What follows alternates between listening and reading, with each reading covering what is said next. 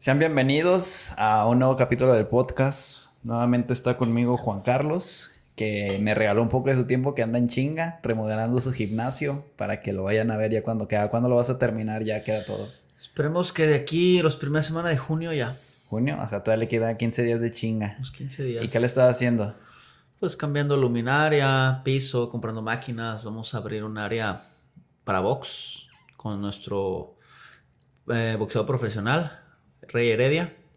Vamos a comprar un ring. Entonces, para que haya ahí retas De de, chingadazos. de chingada, exactamente. Está la de CrossFit también. Pues técnicamente es el entrenamiento personal, CrossFit, box y área de gimnasios de uso común como tal. ¿Y qué horarios vas a tener de box? ¿No sabes o ya? El horario de box yo creo que se va en la mañana. De 6 cada hora, yo creo que hasta las 12, hasta las 10. Unas Ok. 4 horas corridas, 5. Nada más en las Que mañanas. normalmente el box da más en las mañanas y en las tardes clases de CrossFit. Ok. Por ahí haremos paquetes para que puedan entrar a cualquier clase. Muy bien, pues recuerda dónde podemos seguir el gimnasio, dónde te podemos seguir a ti en redes sociales. Gimnasio Fit Evolution, Colima, Instagram. Ujú. Se encuentra ahí aquí en Colima. Beca Ranza 1290, esquina con Avenida La Paz. Y a mí como Juan Carlos Iglesias. Muy bien. Pues vamos a darle. Esto es un tema interesante que creo que nos toca lidiar mucho con este tipo de cosas, donde vamos a hablar de mitos versus realidad. Lo que debes de saber del entrenamiento de fuerza. Entonces, básicamente vamos a hablar de mitos sobre el entrenamiento de fuerza, que hay un chingo. Y creo que es importante darle difusión sobre pues, lo que es realmente verídico. Entonces, empecemos con el primero. Las mujeres que entrenan con pesas se volverán muy musculosas. ¿Qué me puede decir de esto? Creo que es un temor bastante común en las mujeres, ¿no? De que, no, es que no me quiero poner como vato. O sea, a piernas le meten bien, vamos a decir, pero en la parte de arriba es como que bien leve, ¿no? O sea, sí y no. Ujú. Pues porque acuérdense que todo en el cuerpo son estímulos, ¿no? Si yo quiero ganar condición cardiovascular o esta parte de aguantar la corrida, pues tengo que estimular eso. No espero correr un maratón entrenando trompo. Sí, o sea, tengo que correr para poder aguantar el maratón. Entonces, el estímulo que genera el crecimiento muscular es la mecanotransducción. En pocas palabras, la tensión que se genera por vencer una resistencia opuesta. En ese caso, las pesas, las mancuernas, el equipo como tal. Entonces, ese es el principio. Utilizar pesas para el crecimiento muscular. Ahora, ¿que se van a poner bien mamadas? Pues eso ya depende de qué tanta chinga y qué tantos ayudas exógenas utilicen. O sea, sí, porque sí te puedes poner bien mamada. Claro que O sea, está, hay porque, mujeres que están así. claro, porque es la vía. O sea, es la vía para ponerte bien mamada. Ahora, que tengas la capacidad para lograrlo, muy pocas. El 1 o 2% de las mujeres quizás que van a hacer. Y creo que es demasiado, ¿eh? Sí, entonces, no es mentira, pero es muy poco probable que te suceda eso. Sí, es como cuando llegan y me dicen a mí, hay hombres que dicen, es que no me quiero poner tan grande, quiero estar marcadito, ¿no? La típica, ¿eh? Digo, es que aunque quieras ponerte muy grande, te va a tomar mucho tiempo y es muy difícil. No es de que un día vas a ir al gimnasio, te vas a ir a dormir, te levantas y pum, ya bien mamado. No, o sea, no pasa. Y luego, entrena como quisieras ponerte bien mamado. Y cuando llega el momento en que el tono muscular que tienes o el cuerpo que tienes digas, ¿sabes qué? Hasta aquí me quiero quedar, en la parte de arriba, en la parte de abajo, pues es dile a tu entrenador y se encargan de mantener esa masa muscular y es más sencillo. Pero creo que caemos todos en que empezamos y mejorando y mejorando y mejorando y nunca llegamos a llenar esta autosatisfacción de porque a lo mejor pues ya tengo buenos brazos pero me falta pecho, entonces ya como que te enfocas en pecho y ya después como que pantorrilla o pierna, entonces como que siempre estamos buscando qué mejorar y son pocas las personas que realmente llegan a un punto en que dicen no, estoy bien, que sí las ha de haber, pero no es tan fácil como muchas personas piensan, ¿no? Acaba de tocar un punto importante. Donde la gente dice, es que yo solo quiero marcar. A ver, Solo pero, quiero estar marcadito. pero tú necesitas entrenar como cualquier otro güey a la bestia. ¿Por qué? Porque ¿qué vas a marcar? No vas a marcar el hueso, no vas a marcar el tendón, vas a marcar músculo. Ocupas crecer el músculo para marcar algo. ¿Cuál es la diferencia? Que quizás alguien que se quiere poner mamado le va a tomar 10 años y alguien que solo quiere marcar le va a tomar un año. Entonces, pero los dos entrenan igual. La única diferencia es que uno alcanza su objetivo más rápido porque gana la suficiente masa muscular para que logre marcarse. Fin, hay paras de esa intensidad o de esa ambición, ¿no? Pero los entrenamientos para marcar, los entrenamientos de volumen deberían ser técnicamente iguales. Que variaría pues la dieta, variaría quizá la cuestión cardiovascular, pero de ahí en más tienes que entrenar a tope. Igual para las mujeres. Tienes que entrenar a tope, es un músculo, se desarrolla igual que el del hombre. ¿Cuál es la diferencia? Bueno, que las mujeres tienen prioridades del tronco inferior y los hombres tienen prioridades del tronco superior, que estaría mal. Yo particularmente, muy al principio sí. Ahorita yo le tengo cariño a todo. Sí. Me gusta que las piernas crezcan, que los brazos crezcan. Entonces a mí me gusta entrenar a todo. Fíjate que he visto la tendencia de que, por ejemplo, yo cuando inicié también me daba huevo hacer pierna y buscaba cualquier excusa para no hacer. Pero últimamente veo muchos morrillos en el gimnasio que ya le meten mucha pierna desde el inicio. Como que esta cultura fitness de Instagram como que ha mejorado esa parte y las piernas como que se ha vuelto un atractivo muy chingón en parte de esto. Y otra cosa aquí de las mujeres es que no se quieren poner muy musculosas, es que la tienen más complicada que los hombres. Hormonalmente, vamos a decir que está en una desventaja para crear masa muscular, que sí la pueden crear, pero vamos a decir que es más complicado que para un hombre crear mucha masa muscular, aunque sí pueden lograrlo, como lo dijimos. Creo que por ahí otro temita de que las mujeres entrenan diferente que los hombres, es ¿no? El siguiente que igual, vamos a tocar. Si quieres lo fusionamos. Ajá. Entonces, ¿cómo es? ¿Cómo va? Entonces, el otro que vamos a enlazar con esto es las mujeres tienen que entrenar de forma diferente, haciendo referencia a un hombre, ¿no? Vamos a un hombre. Mira, ya lo tocaste, ¿no? Desde el principio la cuestión hormonal ayuda. Sin embargo, no precisamente en el momento de tu adultez. Vamos a retroceder un poco, ¿no? Los niños, imagínate un niño de 8 años y una niña de 8 años. Ponlos a correr. Están igual. Ponlos incluso a luchar. Están igual. Incluso hasta la niña puede ganar porque suele desarrollarse primero que el hombre en la estatura. Entonces, ¿qué pasa? Entra una oleada de hormonas, testosterona a la alza, 10 veces más que la mujer. El hombre, ¿qué pasa? Esa testosterona influye en la diferenciación de los miocitos, o sea, en la maduración. Los miocitos son las células musculares, ¿no? Que son iguales hasta el momento en que entra la testosterona. ¿La testosterona qué hace? Hay estudios donde han observado que las fibras de los hombres, o sea, sean fibras de fuerza o de resistencia, son más grandes. Entonces, de pura entrada, son más grandes por injerencia de la testosterona cuando entra la juventud, la adolescencia. Y luego, también otros estudios que tratan de demostrar que no nomás son más grandes, sino que solemos tener más fibras de fuerza que mujeres. Entonces, en ese momento llega la testosterona, nos da superpoderes y nos diferenciamos en fuerza de las mujeres. Luego pasa la adolescencia y estos niveles de testosterona vuelven a la normalidad, bajos, un pulso constante que se va generando, ¿no? Esta testosterona ya no influye directamente el crecimiento muscular. ¿Cuándo puede volver a influir? Cuando son oleadas grandes de testosterona. La adolescencia, anabólicos, porque la parte exógena son un boom. Pero si ya pasaste la adolescencia y no te estás metiendo cuestiones anabólicas exógenas, técnicamente tu crecimiento muscular ya no se da por la testosterona. Solo es un mantenimiento. Lo que realmente te influye en el crecimiento es la tensión mecánica, el entreno. Pero ya tuviste una ventaja que se queda para toda la vida. Que podría ser otro tema ahí de los atletas de cambio de sexo, ¿no? Pero creo que nos saldríamos y alargaríamos. Si quieres lo tomamos ahorita al final. Entonces, ¿qué pasa?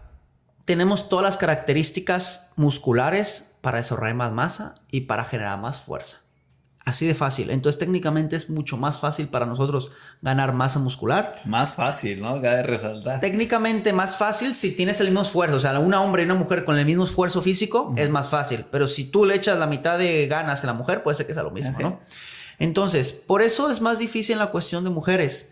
Por la cuestión de testosterona en el desarrollo y qué ganancias o beneficios tuviste. Ahora fíjate, metabólicamente se dice que las mujeres están preparadas para todo. Hay estudios donde se ven que manejan mejor la glucosa, manejan mejor la grasa. Técnicamente, metabólicamente están hechos mejor para todos, menos para la fuerza. Para entrenamientos de explosividad. Que lamentablemente es lo que nos da la estética. ¿Sí? Sí, pero de ir más en cuestiones, por eso los hombres tenemos más predisposición a diabetes, porque manejamos mejor, vaya, la redundancia o lo mal dicho, la glucosa y la grasa que las mujeres. Por eso nosotros tenemos una prevalencia de diabetes mayor que las mujeres, porque las mujeres tienen un mejor manejo de estos dos sustratos. Entonces, técnicamente las mujeres, si quisieran sobresalir en algo, sería más en la resistencia que en la fuerza. Entonces, desde ahí, desde el fenotipo que se expresa, una mujer le cuesta muchísimo más ganar masa muscular. Porque las mujeres mamadas se inyectan testosterona porque simulan esta oleada de testosterona alta que nos caracteriza en la adolescencia. Y ahora sí, ¿qué pasa? Hay mujeres inyectadas que tienen el brazo como hasta acá y marcadísimo. Sí.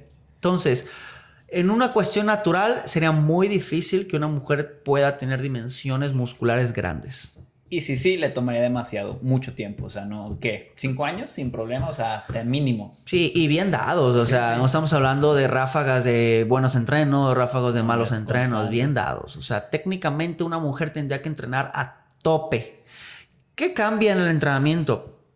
No cambia la metodología, porque la metodología son pesas y órale. Buscar la sobrecarga progresiva, sí, ¿no? En resumen. ¿Qué cambia? Bueno, cambia el objetivo. Normalmente, pues la mujer tiende a buscar tronco inferior, el hombre tronco superior. Entonces, puede ser que a un hombre le distribuyamos una frecuencia 2 cada músculo y a una mujer frecuencia 3 en tronco inferior y frecuencia 1 o 2 en tronco superior. Cambiaría la planeación, pero no la metodología del entreno. Entonces, técnicamente es lo único que podría variar. Los días de distribución y la frecuencia en que entrenamos músculos. Es todo. Y por ahí hay algunos artículos o estudios que dicen que si un sujeto no es muy fuerte, en este caso entre hombre y mujer, la mujer sería la débil, le convendría aumentar el número de repeticiones para compensar un poco la carga total de esa serie. Pero no estamos hablando que va a ser 30. Estamos hablando que si un hombre suele hacer 10, 12, pues la mujer 15. ¿Sí? Entonces, aumentar un poco las repeticiones. De ahí en más, técnicamente, tendremos que entrenar los dos sexos buscando el tope y la progresión. Bajo la misma metodología, ya nada más lo que cambiará la distribución. Muy bien. Entonces ya vimos que las mujeres que entrenan con pesas no se vuelvan muy musculosas y no debería haber una diferencia significativa en cuanto a la planificación del entrenamiento. ¿No? Pasamos a otro. ¿El entrenamiento de fuerza es peligroso para el adulto mayor? No. Bueno, pero es algo que se creen porque, por ejemplo, las personas, no, es que ya estoy viejo, ya para qué, nomás me voy a lastimar. Creo que vemos al adulto mayor como alguien frágil, ¿no? Sí. Entonces, se tiene esta creencia de que no, ya tiene un problema de rodilla, ya tuvo un problema de espalda, o lo que sea, ¿no? Los achaques que nos va acumulando la edad. Pero realmente es muy beneficioso, pero tú dinos tu punto de vista. Sí, mira, todas las respuestas siempre van a ser sí, pero no, o no, pero sí. Un depende. Depende. ¿Por qué? Porque nada en la vida es cuadrado, todo es circunstancial y depende el ambiente en el que se esté desarrollando, ¿no? Ninguna respuesta puede ser tajante. Es uno de los grandes problemas que tenemos hoy como sociedad, ¿no? De que es que a mí no me funcionó y ya, como no funcionó, no. Sí, pero otra persona sí, o sea. Queremos ver todo en blanco y negro, pero pues en medio pues hay rosita, azul, verde, o sea, y ese es el problema. Polarizamos en todo, en política, fútbol, entrenamiento, nutrición. Y normalmente con las cuestiones de mitos, ¿no? Ajá. ¿Qué pasa con en el adulto mayor? Pues, como todo, tiene que ser una planeación adecuada a beneficios. Generar hipertrofia, que normalmente a partir de los 50, 60 años la sarcopenia es muy, muy marcada. La sarcopenia es la pérdida de masa y función muscular por el envejecimiento, exclusivamente por el envejecimiento. Si fuese por alguna patología, se llamaría caquexia. Y si fuese por desuso, por desentrenamiento, sería atrofia. Entonces, no es lo mismo. Un adulto mayor puede tener hipertrofia, sarcopenia y caquexia, sí. Un adulto mayor con alguna enfermedad, como cáncer, sida, etc. Y si está postrado, pues puede tener sarcopenia, caquexia y atrofia muscular. Entonces, técnicamente, la atrofia la sarcopenia solo se atribuiría al adulto mayor. No podemos tener sarcopenia realmente nosotros hasta que no estemos ya en un periodo de envejecimiento como tal, ¿no? Entonces, la sarcopenia, ¿qué hace? Por el puro hecho de envejecer, muchos procesos de producción muscular van a la baja y la parte catabólica o el desgaste va a la alza. Entonces perdemos. El entrenamiento que puede ser puede tratar de nivelar esa balanza, que se retarde o recuperar poco de la masa perdida. No toda, porque es imposible, pero poca. Entonces se ve como una ganancia. Más bien no es una ganancia, es una recuperación de lo que perdiste. Entonces definitivamente, ¿qué implica ganar masa muscular? Pues implica independencia para el sujeto. Que pueda subir las escaleras, cargar su mandado, que no dependa de alguien más. Y eso va a reducir los problemas de caídas, de lesiones, que si fuera lo contrario, de que esta sarcopenia se intensificara, pues ¿qué pasa? El adulto mayor se vuelve más débil, es más fácil que se caiga, y si se cae se vuelve más sedentario, y este sedentarismo vuelve a generar atrofia y sarcopenia. Entonces entras en un ciclo, en un círculo de bola de nieve, donde tu mismo sedentarismo te lo sigue haciendo progresión, y ya cuando quiera realmente va a ser muy muy difícil.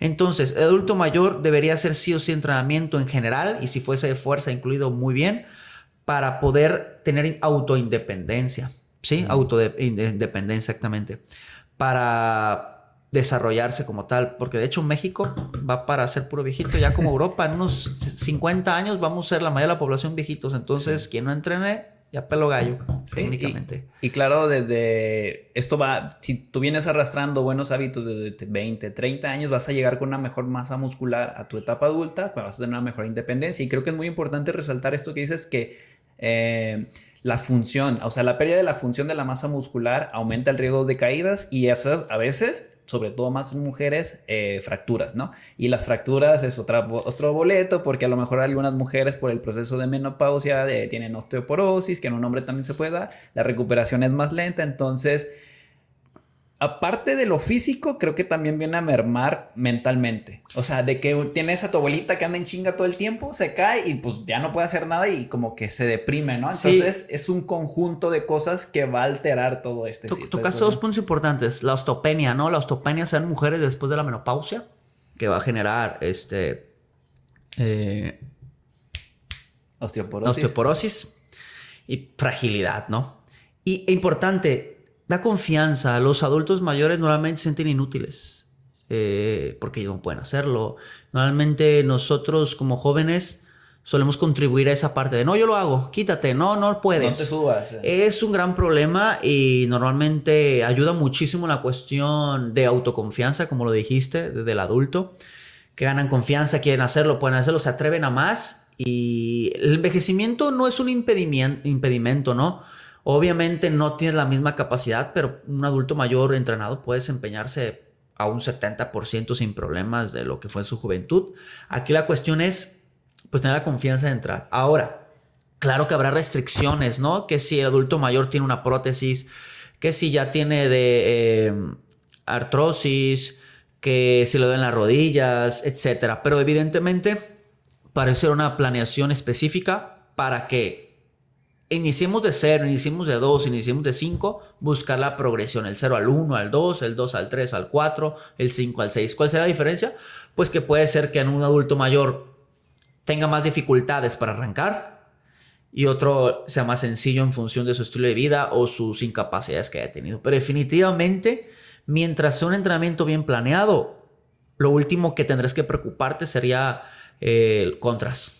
Sí, y la mayoría de esta población lo que hace es ir a natación, ir a correr, bueno, a trotar o caminar, cuando realmente el entrenamiento de fuerza para mí tendría más importancia, aunque si lo combinan los dos, excelente, ¿no?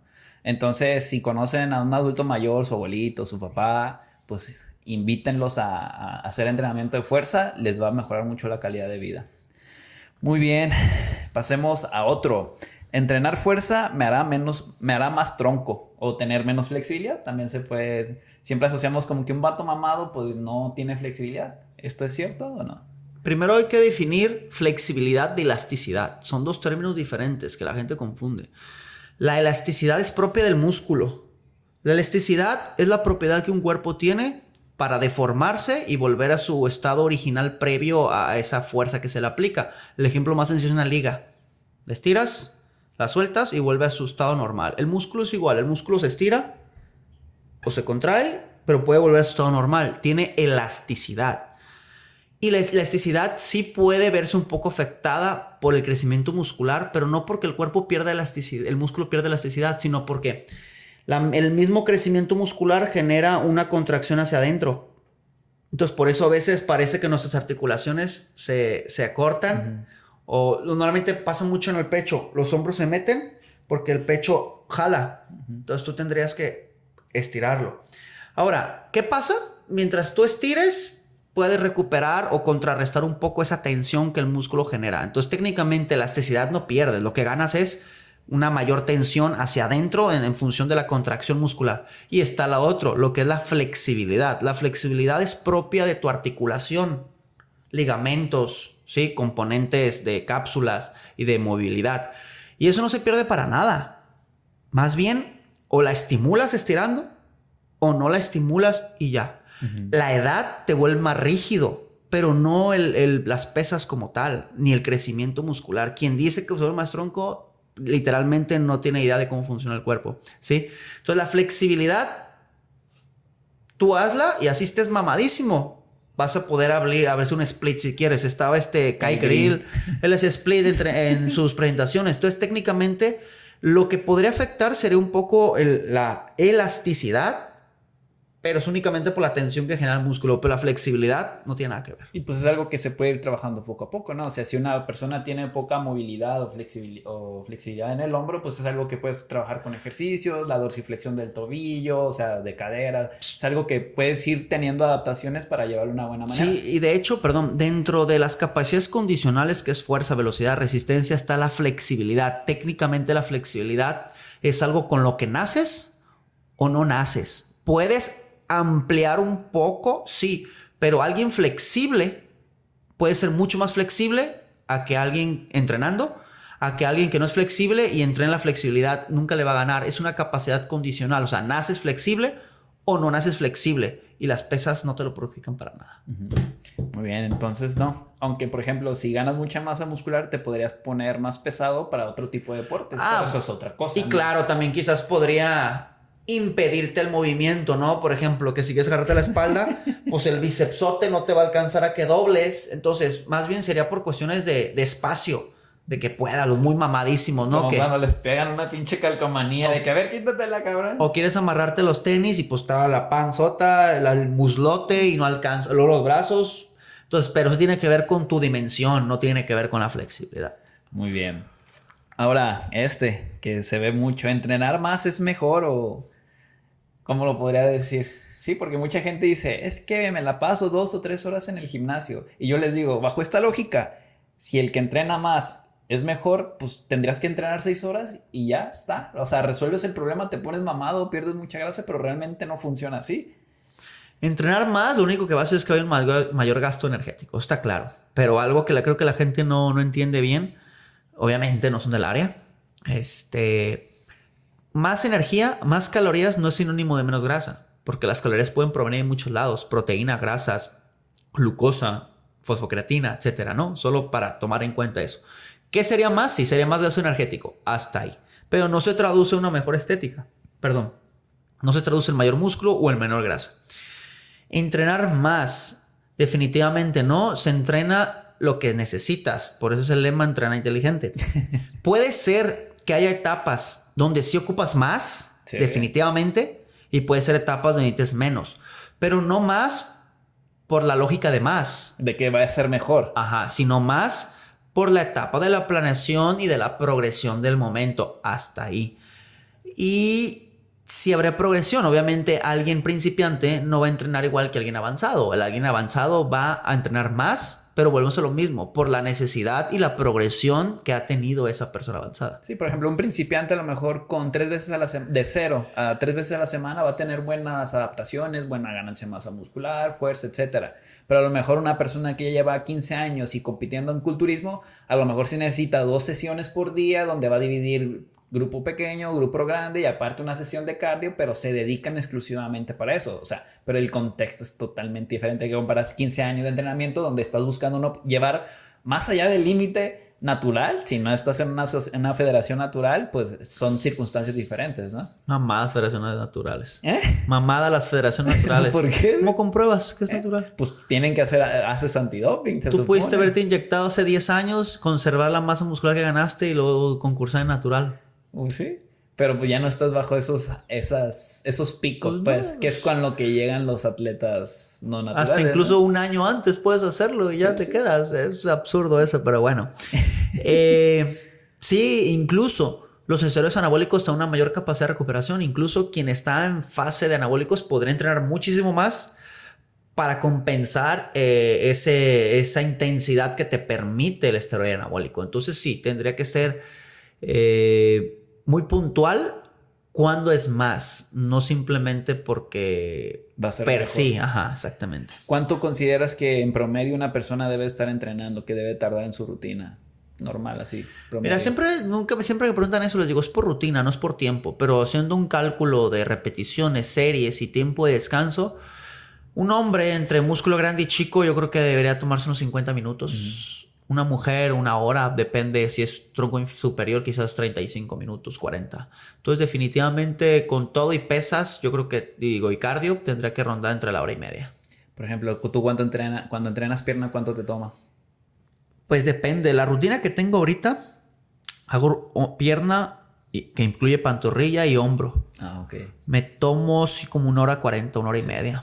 Sí, por ejemplo, yo ya entrené pierna, donde alargué mucho los descansos porque me sentía muy cansado, no dormí bien. O sea, sí estaba descansando 5 minutos y llegué a 8, güey. En lo que cargaba la prensa también, que me toma un verguero de tiempo. Es el pedo. Y yo creo que sí me tardé 1 hora y media, casi 2 horas, pero te digo, mis descansos fueron muy extensos.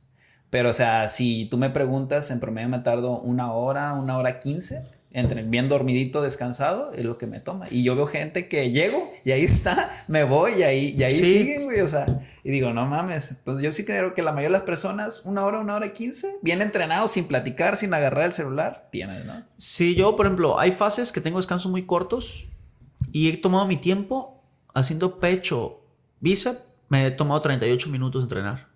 Y ya salgo del gimnasio en 38 minutos. Sí, y a veces es lo óptimo, ¿no? Por ejemplo, yo el miércoles tengo un día muy apretado y hice la rutina muy pequeña, pero la cargué para los otros días. Y pues así me ha funcionado bastante bien.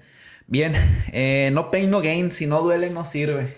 Pues va en función de esto, ¿no? Creo que es, ahorita que te interrumpo, creo que es una cultura que se ha popularizado por el culturismo. Incluso hubo una película que se llamaba así de No Pain No Gain, donde creemos que si no te está doliendo el ejercicio, el entrenamiento, pues realmente no vas a tener ningún efecto positivo, ¿no? Fíjate. Que es medio tóxico para mi punto de vista. No pain no gain es verdad, pero está Lo interpretan mal. Está mal interpretado. Por ejemplo, en el rendimiento físico, en box, en natación, Atletismo. No pain no gain, yo creo que sí aplicaría. Más es mejor, sí. ¿Por qué? Porque si pegas más fuerte, si corres más rápido, si aguantas más ganas. En las pesas no, porque en las pesas tú no buscas demostrar un rendimiento, buscas algo estético, que al fin y al cabo, aunque todos comprendemos estética, más músculo, es subjetiva. Puede que a las mujeres no les gusten muy mamados, a nosotros nos gusta estar bien mamados. Sí, entonces... De ahí viene el no pain no gain, ¿no? Porque de toda esta industria del culturismo de entrenar como bestia ahí. Y fíjate, vuelve lo mismo. Quien trae anabólicos sí podría aplicar no pain no gain. Sí. El problema es que las industrias no lo venden a los normalitos y lo reproducimos. No nos contextualizan que solo ellos. Sin embargo, pónganse a ver entrenamientos reales de culturistas hoy en día. Y no todos aplican ya no pain, no gain. Solo una serie pesadísima es la que graban, es la que suben. Y todas las demás... No digo que así, no digo que es ligero, ¿verdad? Porque sí es una chinga. Pero en general no es tan drástico como se suele ver. Quizás en los 2000 con Ronnie Coleman, ellos sí. Pero hoy en día no. Entonces, creo que nos venden la tapa del frasco nomás.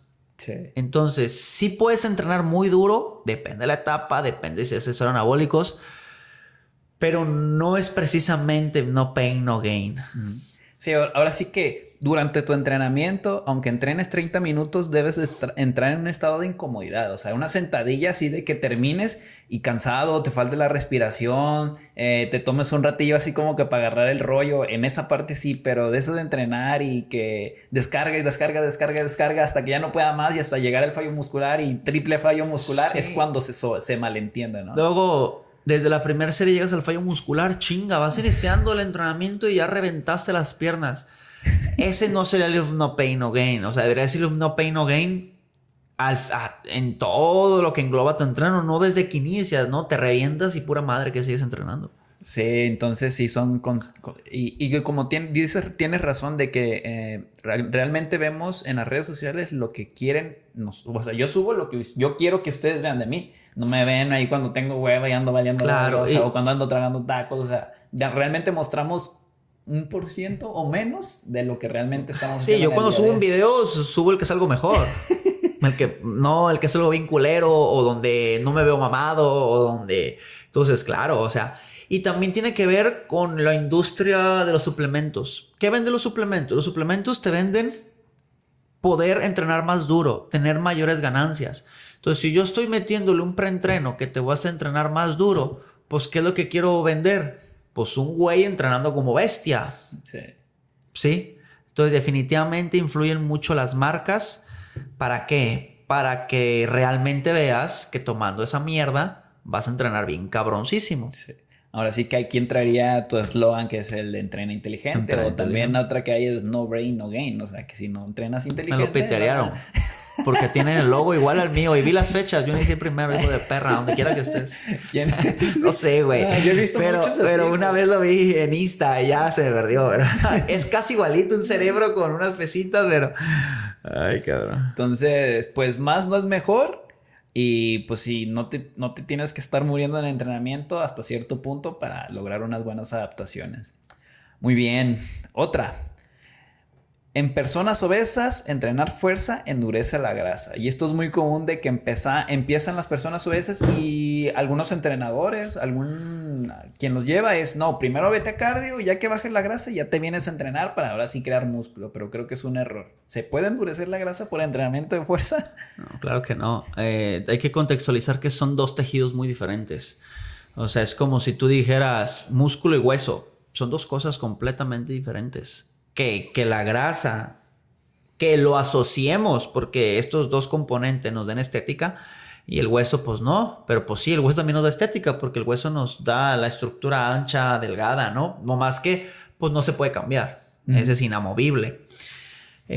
No, son tejidos muy diferentes y uno es una célula muscular alargada y la otra son células de grasa, adipocitos, ¿no? Entonces uno almacena grasa, el otro es pues propiamente un tejido. La grasa es energía, no se puede endurecer. La grasa necesita utilizarse como energía, se oxida y ya la eliminas, ¿no? El músculo no, el músculo tú lo entrenas, lo estimulas y crece. Cuando tú haces pesas, pues la grasa no se estimula. Se maneja en función energética, pero no es como que esa masa se vaya a convertir mágicamente el músculo o el músculo se vaya a convertir en grasa. No tiene nada que ver. Lo que suele pasar, que creo que es con lo que se quedan las personas con esa impresión, es de que vemos a un deportista, no sé, un futbolista, ¿no? De que entrenan y durante toda su etapa tienen un buen físico porque lo demanda así el deporte y de repente se retiran. Entonces, ¿qué pasa? Si tenían 2 entrenamientos diarios, uno en la mañana, uno en la tarde, tienen una dieta estricta, dejan de entrenar y siguen comiendo como cuando entrenaban. Entonces ahí su balance energético es positivo. Empiezan a perder masa muscular porque ya no la están usando, empiezan a acumular mucha grasa pues porque están comiendo de más. Entonces cuando se ven estos futbolistas retirados en un mal estado físico. Pero por ejemplo tenemos otros que se mantienen bien. Saye está muy cabrón, o sea, ¿hace cuántos años que se retiró? ¿De qué cabrón hablas? El músculo, y del otro también. Impresionante, ¿no? Impresionante. Fíjate. Y creo que ese es el problema, ¿no? De que asociamos de que si me pongo mamado después se va a convertir en grasa. O viceversa. Entrando en el manual del entrenador, donde uno se queja, oye, ese entrenador es mucho más que solo peso. Okay. Poniéndonos envidiosos y poniéndonos sentidos con la profesión, ¿no? Existe algo que casi nadie sabe, que se debe haber un desentrenamiento. El desentrenamiento tiene que darse para los atletas que se retiran. Casi nadie lo hace y casi nadie sabe que existe o que se debe aplicar un desentrenamiento. Y no nomás hablamos de culturismo. Ve a Wayne Rooney. Los atletas se retiran y parece que están de vacaciones de un día para otro. En teoría, tú tendrías que hacer un desentrenamiento. ¿Qué implica el desentrenamiento? Empezar a bajar cargas, no dejar de entrenar, pero alejarte de la elite. Ir adecuando tus dietas en función de la elite a un entrenamiento más amateur. Entonces, sí tiene que existir, bajo todo perfecto, en un mundo ideal, un desentrenamiento de la elite. Y más aún en la cuestión del culturismo, que es puras pesas, puro músculo, ¿no? Y creo que por ahí va la cosa. No está la desinformación de desentrenamiento. Ya me retiré ya. Como lo hacía porque es mi chamba, trabajo, pues ya la chingada. No es por gusto. Entonces no genera un desentrenamiento. Y creo que esta parte también de que la grasa se endurece va en función de que la gente genera músculo bajo la capa de grasa.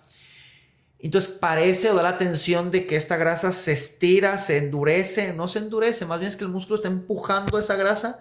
Y si antes estaba aguadita la piel, pues ya tiene mayor tensión y parece que se endurece porque hay una capa de grasa y hay músculo también, un gordo mamado. Pero no, la grasa definitivamente no se ve afectada para nada. Más bien es tu percepción visual y sensitiva en cuanto a la tensión de la piel. Sí, son dos células totalmente diferentes con dos funciones diferentes. Una para movernos, en resumen, y otra para almacenar energía. Y una no se va a convertir en otra. Al menos que fuera una célula madre y ella pudiera haber nadie, pero pues no. Bien, relacionada con esto de las personas obesas, cardio para perder grasa, pesas para aumentar masa muscular. ¿Tú crees que esta relación, esta asociación que se le da está correcta o parcialmente correcta o totalmente es verdadera? Yo creo que sí es correcta, pero hay que contextualizarla. Ganancia muscular, yo lo dije, el estímulo. ¿Cuál? Tensión mecánica. ¿Qué es? La tensión que genera cargar pesas, ¿no? Esa tensión que se genera sobre el músculo. Entonces, definitivamente la vía para ganar masa muscular son pesas. Desde ahí palomita. Bien. No puedes ganar masa muscular nadando o dormido. ¿Sí? De un ley. Cardio. Cardio lo asociamos con pérdida de grasa, porque en teoría el término cardio sería una función cardiovascular, que tu corazón esté bombeando bien, que tu circulación esté bien. No sé de dónde se extrapoló directamente la quema de grasa, pero vale. Un entrenamiento de cardio es asociado a un entrenamiento de resistencia. Y tiene que ser, puede ser nadar, correr, trotar, bicicleta, etc. Un entrenamiento de resistencia. Baja intensidad prolongada en el tiempo. A eso asociamos cardio. ¿Cuál es la ventaja del cardio? ¿Por qué lo asociamos con pérdida de grasa? Porque la oxidación de grasa tiene características o tiene primicias. ¿Cómo? Que la intensidad del entreno sea baja y que sea continua, que sea durante varios minutos, de 15 para arriba, por ahí, para que sea significativo. Entonces, sí es en función de... ¿Por qué? Porque un ejercicio aeróbico estimula la oxidación de grasas. ¿Y cuál es la ventaja? Como lo puedes prolongar el tiempo, puedes elevar ese gasto energético mucho. Puedes llegar hasta quemar 500 calorías, en un caso extremo 1000, que se me decía mucho, las máquinas por ahí mienten, dicen sí. 1000, pero en realidad te estás quemando 400. Pero sí podrías llegar a 1000 si hicieras un cálculo real, ¿no? Entonces, sí te lo da, pero no es la condicionante. La condicionante es que sea un ejercicio que te haga quemar muchas calorías en el lapso del tiempo. La vía más fácil es el cardio, pero no es condicionante ser cardio para quemar grasa, porque también tendríamos que hacer función de un déficit calórico para la pérdida de grasa. Porque, ojo, oxidar grasa y perder grasa no es lo mismo. Yo oxido grasa todo el tiempo y puedo oxidar 1000 calorías de proveniente de la grasa diario. Pero si yo recupero 1000 en la comida, no estás perdiendo grasa, pero sí estás oxidando grasa. No estás llegando a tu objetivo de la pérdida de grasa, pero sí oxidas grasa. Ahora, sobreentendiendo que la oxidación de grasa sería la pérdida de grasa, entonces componente 1, oxidarla. Componente 2, no recuperarla mediante la dieta. Entonces tú podrías perder grasa de otras maneras, gastando calorías de otra manera que no sea cardio, y mientras cumples el principio del déficit calórico con una dieta baja, podrías perder grasa. Entonces sí es verdad, porque es como la vía más óptima. Pesas músculo, algo cardiovascular te va a hacer oxidar grasa, pero no es condicionante para la oxidación. Hay otras vías para poder también oxidar y perder grasa. Sí, esto sería relacionado como por ejemplo el punto anterior donde a los gorditos, a los gordos los ponen primero a hacer cardio, ya que bajan ciertos kilos, pues ya los dejan bajar a hacer pesas, ¿no? Pero realmente pues puedes empezar a entrenar fuerza desde que tu primer día y tengas una obesidad mórbida que te va a ayudar a generar más masa muscular, y el tener más masa muscular a lo mejor hace más fácil el proceso, aunque no se vea reflejado tan bruscamente en la báscula, ¿no? Por la masa muscular que vas a ganar, la grasa que vas a perder, puedes quedarte igual, pero tu cuerpo no es el mismo. Lo que las mediciones, circunferencias, pliegues, porcentaje de grasa, nos va a ayudar para saber qué está pasando, ¿no? Sí, por ejemplo, en mi caso muy particular, yo normalmente cuando quiero perder grasa no hago cardio. Regulo mis calorías, entreno pesado y mi pérdida de grasa se va a la baja. Ahora, ¿por qué me funciona? Pues por varios mecanismos. Primero, metabolismo. Tiendo a oxidar grasas fácil.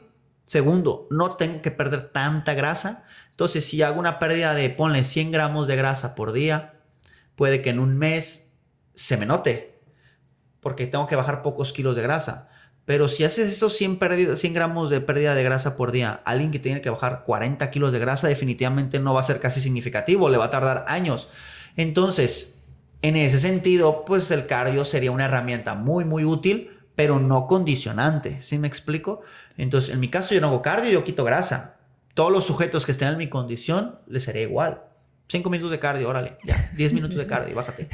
O sea, sí, pero no es condicionante. Es una herramienta que no es indispensable, pero que ayuda en ciertos contextos. Pero ayuda bastante. Sí. A otro relacionado a esto, más repeticiones para marcar. Eso yo lo llegué a creer y lo llegué a hacer. O sea, se cree que de 15 a 20 repeticiones para marcar el músculo, y cuando quieres ganar músculo, pues de 8 a 12, no sé, 6 a 8, 12. No, Realmente, pues va el mismo tema del que abordamos al principio de marcar, ¿no? ¿Qué vas a marcar? Pues el músculo. ¿Qué necesitas hacerlo crecer? ¿Cuál es la diferencia? Pues quizás ocupas que hacerlo crecer poquito para que se note esos cortes y hasta ahí. Entonces, el momento en que logres tener esa hipertrofia significativa para que se noten tus cortes con el porcentaje de grasa bajo, paras de entrenar como bestia, ¿no? Ya sabes que yo no quiero que me mida 20 centímetros, quiero que me mida 30. Pues órale, otro añito entrenando para llegar a los 30. Entonces, no tiene nada que ver el número de repeticiones para marcar o ganar masa muscular. Tiene que ser un entrenamiento óptimo. Fin. te debe de entrenar a la misma intensidad, ya sea quieras ganar masa muscular o quieras perder grasa. Incluso yo le daría más importancia a la intensidad o a estar buscando mantener la fuerza en la pérdida de grasa para proteger el músculo, darle motivos al cuerpo para que no se lo lleve en este déficit de energía, ¿no? Porque suele haber una ligera pérdida de masa muscular, aunque uno como entrenador, nutriólogo, intenta minimizar el proceso. Entonces ahí yo creo que es mantenerlo. A lo mejor no va a ser lo óptimo para que tú empieces a aumentar fuerza, pero mantenerla o irla disminuyendo muy, muy poquito, dependiendo qué tan agresivo sea el déficit de energía, ¿no? Complementando lo que debes decir, para que la gente igual lo ubique o lo contextualice. ¿Por qué la gente se demacra cuando hace una dieta y no entrena? ¿Por qué? Porque el cuerpo siempre economiza. El cuerpo es bien huevón e inteligente. Si le está faltando energía por un déficit calórico, por comer muy poquita comida, va a decir, ok, tengo varias opciones para conseguir esa energía que me falta. Grasa o músculo. Hay más opciones, pero será lo más rápido. La grasa tiene un contexto bastante lento y tardado. Saca la grasa de la célula, que viaje por todo el sanguíneo, que llegue a las células que se necesitan, muscular, nervioso, etc. Y produce energía. Es algo cansado para el músculo, para el cuerpo, cuando se está entrenando. En cambio, las proteínas también te aportan energía. ¿Y qué pasa? Las proteínas están propiamente ya en el músculo, dentro de tu músculo. Entonces el cuerpo dice, trae la grasa que está a 10 cuadras o trae la proteína, la energía del músculo que está aquí al lado de mi casa, pues se echa el músculo porque economiza procesos. Por eso, cuando alguien no entrena, pierde grasa y músculo. ¿Por qué? Porque tiene energía de un tejido que no está utilizando. El músculo, solo camino, el músculo que tengo es más que suficiente para caminar, no pasa nada si le arranco un poquito, si le carcomo, porque aunque le quite la mitad, sigo teniendo la fuerza necesaria para caminar. Va. Entonces, ¿qué pasa? La persona empieza a perder tensión muscular, Se ven demacradas, pierden grasa, pierden músculo. En cambio, cuando tú entrenas pesas, estás generándole una necesidad al cuerpo. El cuerpo dice, a ver, tengo proteína y tengo grasa, pero este músculo que tengo, esta proteína que tengo, la necesito porque este güey se está metiendo unas verguizas en el entreno. No puedo obtener, o no sería conveniente, no sería inteligente de mi parte, quitarle energía al músculo, degradarlo, rendir menos y tener grasa. Entonces el cuerpo que trata dice, vale, dejo músculo porque lo necesito, porque le estoy dando un motivo para necesitarlo, y maximizo la obtención de grasa. Aún así hay pérdida muscular, pero sería muy mínima comparado a si no entrenaras. Por eso cuando buscas perder grasa definitivamente en entrenamiento de pesas, tanto por cuestiones energéticas como por cuestiones de composición corporal, sería una herramienta demasiado útil y casi imprescindible en el objetivo. Muy bien. Entonces, pues, la intensidad para ganar masa muscular y para perder grasa es para mantener importante. el músculo, sí. Muy bien. ¿Aparatos es mejor que pesos libres o viceversa? ¿Qué es mejor, libre o máquinas? Para ti, ¿qué es lo óptimo? ¿O no hay diferencia? Sí hay diferencia, pero no hay uno mejor sobre otro. Depende del contexto de la planeación. Por ejemplo, si yo quiero que el sujeto gane propiocepción, que es una... ¿Cómo escribirla? La propiocepción sería la capacidad que tiene tu cuerpo para ubicarse en el espacio-tiempo. Tu cuerpo, tus dimensiones. ¿Sabes que tengo el brazo aquí cerca del micrófono? ¿Sabes que no estoy viendo mi brazo? Pero sé que mi brazo está extendido. ¿Sí?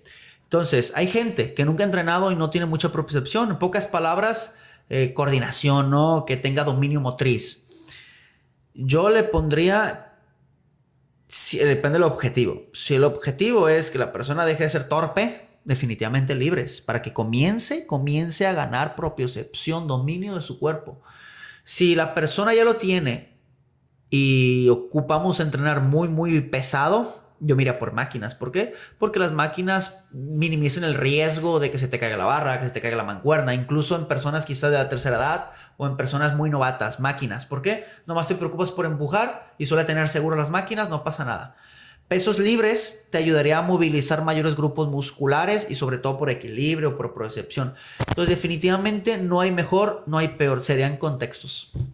Y también hay unas máquinas que se le adaptan mejor a otras personas dependiendo su estructura, ¿no? Hay personas con piernas muy largas que a lo mejor en la prensa pues se le da muy bien, y una con piernas cortas pues ni alcanza a hacer todo el rango de movimiento porque ya pegó, ¿no? Sí. Entonces ahora sí que depende del contexto. Yo creo que una persona principiante sí es importante que empiece con libre, como para que como tú dices, la propiocepción.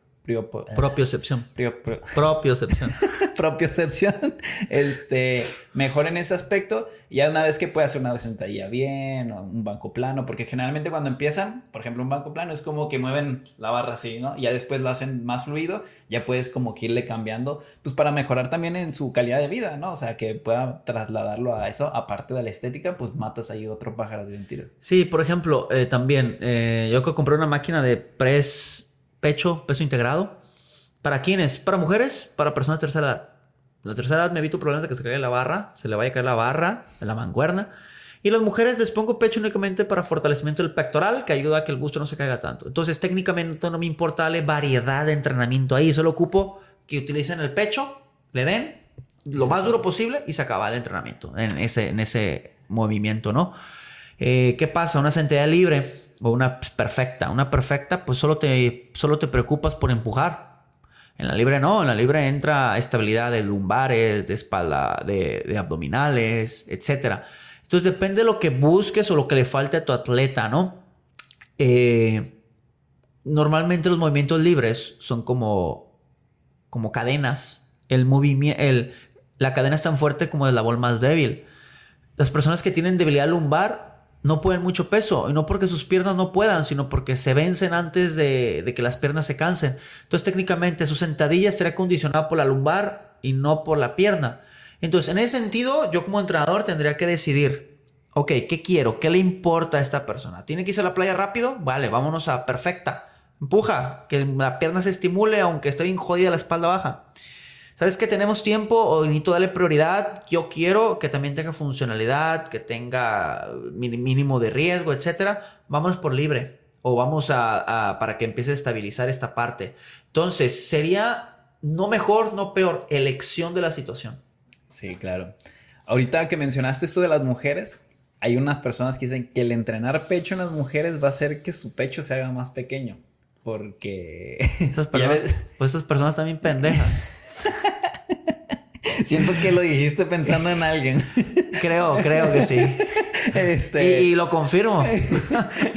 Entonces, pues, como volvemos a lo mismo. Espero que hagas un reel de esto cortito, Cuenta con ello. Volvemos a lo mismo. El músculo y la grasa o la glándula mamaria, que en su mayor parte es grasa, está rodeada de grasa, pues son dos músculos, son dos tejidos diferentes en el que no va a influir. Entonces, que una mujer haga pecho no le va a desarrollar, no le va a quitar busto, ¿no? Claro que no. No se postra la glándula sobre el pectoral. Si tú pierdes tensión muscular, se debilita. El busto sí se baja por falta de tensión muscular. Tú genera esta tensión que misma explicamos al principio de la hipertrofia poquita, o generas tensión. Esa tensión puede ser que el busto, obviamente no estoy diciendo que te lo va a subir, ¿verdad? Pero sí puede ayudar a que esté más firme, o sea, más en su lugar, no firme al tacto, ¿no? O sea, que esté en su lugar por esta tensión que se genera de la fortaleza muscular. Entonces, el entrenamiento de pecho no estamos buscando que crezca, estamos buscando que genere fuerza y tensión muscular. Fin, objetivos. Creo que también esto se traslada de cuando vemos mujeres elite. Una corredora a 100 metros planos, pues que no tiene senos, o sea, está muy plana. Ana Guevara, pues también. Pero ahí es porque la demanda de energía es tan alta que llevan el cuerpo unas condiciones no naturales, ¿no? Aparte, súmale a la genética, que no era prominente de mucho gusto, pues también. Aparte, en el rendimiento físico, hay una correlación directa entre porcentaje de grasa y rendimiento. Entonces, normalmente los atletas que buscan rendimiento de correr, pelear, no suelen tener grasas. ¿Por qué? Porque tienen mayor rendimiento con menores porcentajes de grasa que con mayores. Entonces, su deporte se lo exige. Entonces, ¿qué exige? Pues imagínate una corredora cargando 10 kilos de grasa. Claro que no. O sea, lo que quieres es tener la mínima cantidad de grasa que te estorbe o que te genere... Arrastre, exactamente. Entonces, es por la necesidad del deporte, técnicamente. Lo que sí les puede quitar senos es un déficit calórico muy prolongado en el tiempo. Sí, claro. Eso sí, para que veas. Y es algo que muchos hacen y no dicen nada. Bien. 3 últimos. El entrenamiento de niños impedirá un buen crecimiento, un buen desarrollo en cuanto a lo físico, en altura. No, en altura para nada. Es absurdo. O sea, entonces es como decir que el básquetbol te va a hacer alto. Te tiene esa creencia de que meten a los niños al básquetbol o a natación porque van a ser altos. Pero volvemos a lo mismo. Traspolamos los atletas de esos deportes en alto rendimiento hacia la población en general, cuando realmente las condiciones de esos atletas fueron óptimas para ese deporte. Y por eso los eligen. Ajá, y no porque el entrenar ese deporte los haya vuelto así. Ese es el problema. Pues elijo el alto porque es el más próximo a la canasta y va a anotarla, ¿no? Y ya parece que todos los que hacen básquetbol son altos. Sí, pero por ser seleccionables. No porque... Ser el cuerpo ideal para el deporte. Exactamente. No que el deporte haya hecho el cuerpo ideal. Claro. Entonces... No, pendejo, ¿quién me dice eso? ¿Qué habías dicho primero? El entrenamiento de niños sin un buen crecimiento. Pues, o es malo, porque muchos me dicen, ¿a partir de qué edad puedes recomendar que un niño entrene? Es que lo usa lo mismo. No espero que la gente que no es del área lo sepa, pero la gente que es del área sí espero que lo sepa. Sí. Para empezar, cuando hablamos de entrenamiento para niños o entrenamiento de fuerza, para pronto toda la gente se imagina pesas, gym. A ver, fregado. Entrenamiento de fuerza en niños no implica pesas. Implica un ejercicio que tenga una fuerza, resistencia a vencer. Hacer un juego de amanchis, hacer un recorrido de carretillas, es fuerza para un niño. Le va a beneficiar, sí, porque estás generando mucha tensión sobre su esqueleto, ¿sí? Esta tensión va a tener beneficios de fijación de calcio y fortaleza muscular. No estamos hablando de hacer pesas cuando hacemos que el entrenamiento de fuerza es prohibida para niños. A mí, ¿qué me sirve que el niño haga bíceps? para empezar, ni va a desarrollar músculo porque no está en condiciones fisiológicas de desarrollar músculo. Habrá niños muy particular como el niño mamado que anda por ahí, pero ese niño tenía deficiencia de miostatina. Miostatina es una miosina, o sea, una proteína que limita el crecimiento muscular. Entonces, este niño no tiene esa proteína, no hay nada que limite el crecimiento muscular y ¡pam! Ese niño se puso musculoso, pero por deficiencia genética. Una patología. Patología, que no le hacía daño, pero era una patología porque no era algo normal. Entonces, fuera de ahí, de nada me serviría ponerle pesas específicas a un niño. ¿Para qué? Si no puede ganar músculo. ¿Qué busco que el niño tenga? Independencia, movilidad, crecimiento, desarrollo, propiocepción. A ver, ¿cómo va? Propiocepción. Propiocepción. ¿De qué me sirve que haga esto si no le va a servir para nada en la vida? Ni siquiera para tomar agua. Para tomar agua no hacemos así. Levantamos antebrazo, brazo. Entonces, desde ahí quítense la idea de que hacer fuerza es pesas para niños. Es cosas de juegos. Ese es número 1. Ahora, 2. No, es que el niño practica halterofilia. Tiene 10 años. Y sí ocupa pesas. Ok, por el deporte. No por su desarrollo. Es diferente. ¿Te va a dejar enano? No. Para nada. ¿Qué puede pasar? Lo que sí puede pasar es que la maduración ósea de los huesos se da como hasta los 12, 13 años. Entonces, si mal no recuerdo y digo la palabra mal, las hipófisis, que son la terminación ósea y donde está la unión de las articulaciones, no están maduras. Entonces, ¿qué pasa si tú pones peso sobre? Pues generas una presión no idónea sobre un hueso blando, un hueso que no está totalmente solidificado, por así decirlo. Y son huesos más flexibles. Un niño tiene huesos flexibles porque no ha terminado esa maduración. Entonces, ¿qué pasa? Puede ser que los huesos se pandeen por esas cargas que se están generando. El desarrollo de estatura no, propiamente algo muy excesivo puede generar mal desarrollo o maduración ósea, sí, pero de eso que se va a quedar chaparro, no. O sea, un niño que una vez terminó su crecimiento óseo, 12, 13 años, puedes darle con todas las pesas y no se va a quedar chaparro. Solo tienes que tener estos términos y tiempos de maduración propia.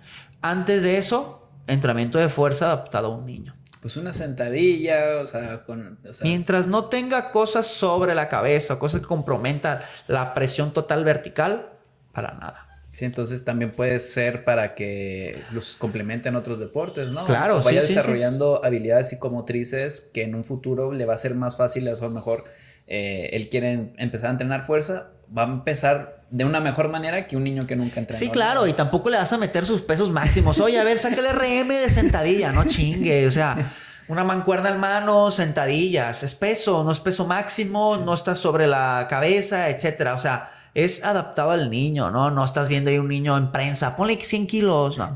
Haciendo un RM en peso muerto. Claro, no, en pecho y más, y gritándole, ¿no? Claro que no va así la cosa. Bien. Algo que ya me tocamos ligeramente, pero nada más aquí conciso, el dejar de entrenar el músculo se convierte en grasa. No, lo mismo, son tejidos diferentes. El músculo, haz de cuenta, a diferencia de la grasa, que son células, son como globos, ya lo hemos dicho en diferentes podcasts, ¿no? Se llenan, ya no tiene más capacidad de retener grasa. Entonces, ¿qué pasa? El cuerpo genera otra célula y otra vez se infla y otra y otra y otra. Las células musculares no. Tú naces con las mismas células musculares con las que mueres. Por eso cuando te arrancan un pedazo de músculo, pelaste. Ya nunca se vuelve a regenerar ese pedazo de músculo. Son células tubulares, ¿no? Muy largas, de centímetros incluso en las piernas. Y son multinucleadas. ¿Qué quiere decir? Tienen muchos núcleos. ¿Por qué? Porque cada núcleo suministra de proteínas a cada sección para que se genere la hipertrofia. Aquí, al fin y al cabo, el término hipertrofia es el ensanchamiento de un tejido. No es exclusivo del músculo, es hipertrofia muscular. Entonces, tú estimulas el crecimiento muscular o la tensión mecánica, cada núcleo genera más proteínas, entonces va ensanchando la fibra. Y esas mismas proteínas, cuando tú dejas de entrenar, se pierden y la fibra se adelgaza. Pero es la misma fibra, es una célula muscular, no se puede convertir a hueso, no se puede convertir a grasa, se queda como célula. Más flaquita o más ancha, eso dependerá del estímulo que le generes. Es como cuando una persona se rompe un hueso y le enyesan y deja de movilizar el brazo por situación médica. Cuando le quitan el yeso, pues el brazo se ve muy delgadito, pero sigue teniendo las mismas fibras pero más delgadas porque no las utilizó. En cuanto recupere la movilidad, va a regresar al tono que estaba Por una trabajando. necesidad, exactamente. Pero sigue siendo el mismo músculo, nada más chiquito. Se encoge y se agranda. Y el último, estirar ayuda a no aporrearte o a no porrear. Fíjate, eso es súper... Es un... Yo creo que los mitos más arraigadísimos desde que existe el entrenamiento, que todo mundo, niño, anciano, lo que sea, estira. Porque tenemos como el chip de estirar. ¿Estirar sirve para algo? Sí y no. El aporreamiento es un daño, ¿no? Cuando tú te golpeas, dañas la zona, solo que obviamente es un daño importante. Porque se inflama, porque hay un daño, llegan macrófagos, llega un montón de desmadre ahí. Tapan un poco la circulación sanguínea, entonces se hincha porque hay mucha vascularización ahí por todo el desmadre que hay.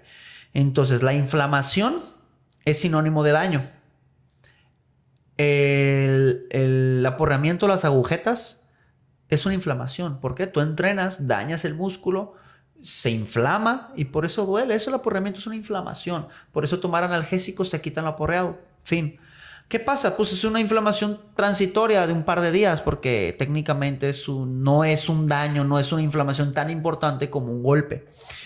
Estirar. Lo dicen, es que estirar ayuda a que haya mayor flujo sanguíneo. Y no, la verdad es que no tiene. Si hubiera más flujo sanguíneo, hincharía más la zona.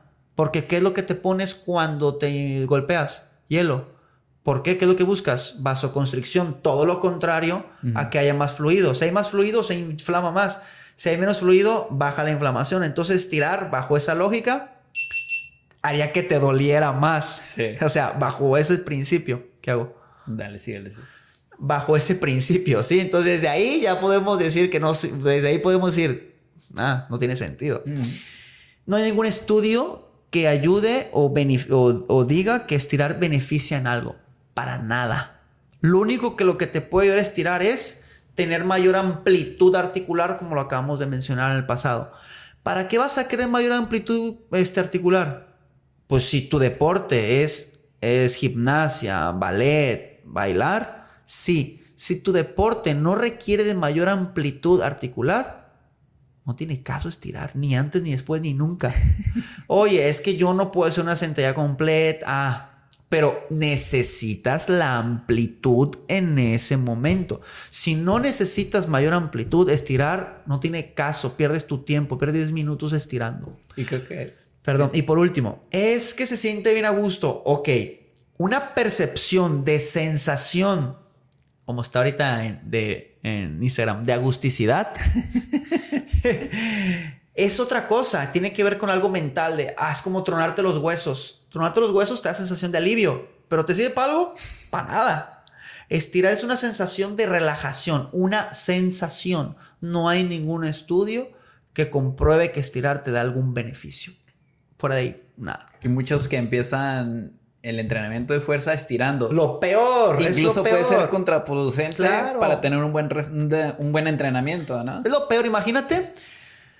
En términos coloquiales, un músculo frío, un músculo caliente, ¿no? Porque pues no es como que esté frío. Pero es como una liga reseca. Estira la reseca, se va a romper. No es que el músculo se rompa, pero si tu músculo está todavía sin muy rangos, amplitudes óptimas de movimiento, de repente tú le das el tope, es contraproducente. Lo que tienes que hacer es utilizarlo, que el cuerpo empiece a tener esta elasticidad del movimiento, que sería la lubricación articular. Y ya. Estiramientos dinámicos. Estiramientos dinámicos, no exactamente. estáticos. Llegar directo y... Un estiramiento estático sería esto. Mantener 1, 2, 15. Y ya después cambiar. Y un estiramiento estático sería como que hacer este movimiento. O sea... el movimiento normal que tienes.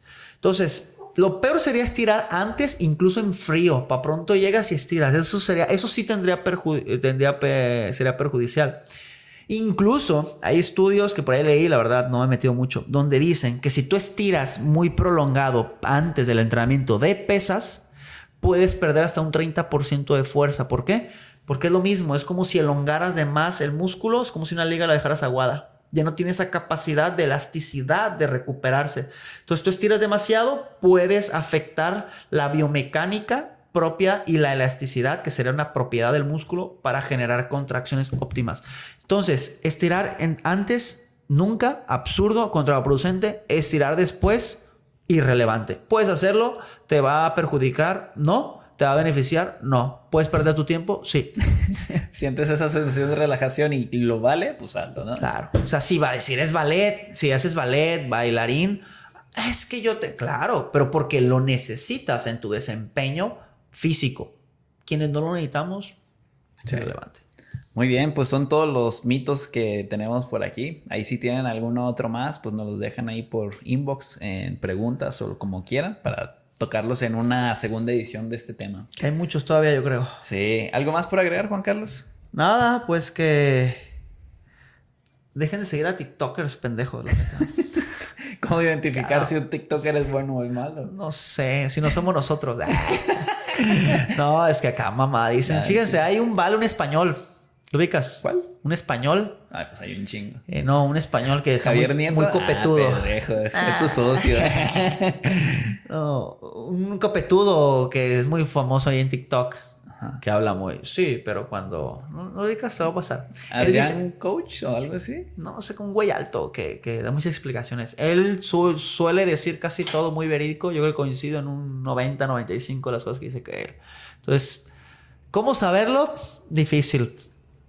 Incluso aunque tengan títulos, pueden ser unos pendejos completamente. ¿Este güey? Sí, ese güey. Ah, ok. Ese güey. Sí, lo he visto. Los tienes de póster, ¿qué pedo? Al fondo. Cabrón, es la página de TikTok. No, ¿cómo saberlo si está cabrón, la neta? Está cabrón. Sí, la neta sí es difícil. Porque hay personas... Tienes que saber del medio para saber si lo que hiciste está bien o mal. O sea... Hay personas que brindan muy buena información y hay personas que dicen puras mamadas. Un consejo que les daría, si esa persona polariza la información, yo no les recomendaría que le hicieran caso. Es que si no haces dieta keto, no sirve. O no vas a eso. O es que el entrenamiento de fuerza es lo mejor del mundo y todos los demás entrenamientos valen a la chingada. Eso para mí sería una red flag, como le dicen ahorita. De ahí en más, pues no sé. Sí citan estudios científicos, pero a veces no lo saben interpretar. Entonces tampoco como que es muy viable. Entonces sí, hay cosas que... Sí, es difícil, pero pueden creer que todo lo que decimos aquí es verdad. Nosotros no. Todos sí, nosotros no. Muy bien, Juan Carlos. Pues nada más por agregar. Muy bueno, lo disfruté. Y pues nos vemos en la próxima. ¿Vale? Arre, propiocepción. Propiocepción. Ahí está. Ay, cabrón. Es un trabalengua, se me lengua la traba. Pues nos vemos en el próximo capítulo. Hasta la próxima.